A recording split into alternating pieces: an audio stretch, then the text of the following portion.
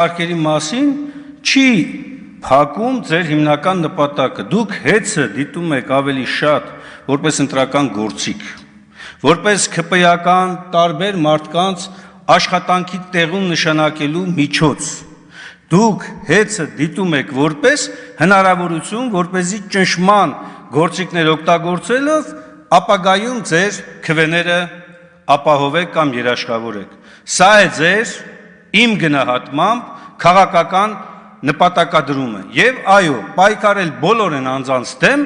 ովքեր որ քիչ թե շատ կարողանում են ներկայացնել պետական հանրային շահը։ Դուք ասում եք, ժողովուրդ, տեսեք, մենք ազգայնացնում ենք, դեմ են այս մարդիկ։ Նախ ազգայնացման բառի էությունն էլ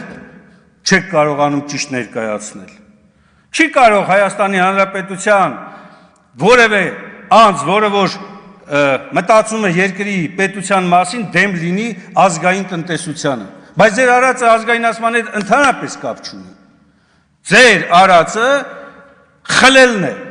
ձեր արածը քանդելն է, ձեր արածը սեփական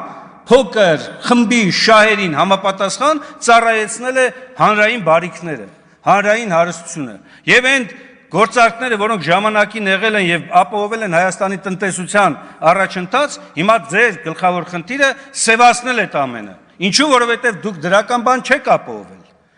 Ինչ պետք է անեք, պետք է սևացնեք այդ ամենը։ Դա էլ ձեզ չի հաջողվում։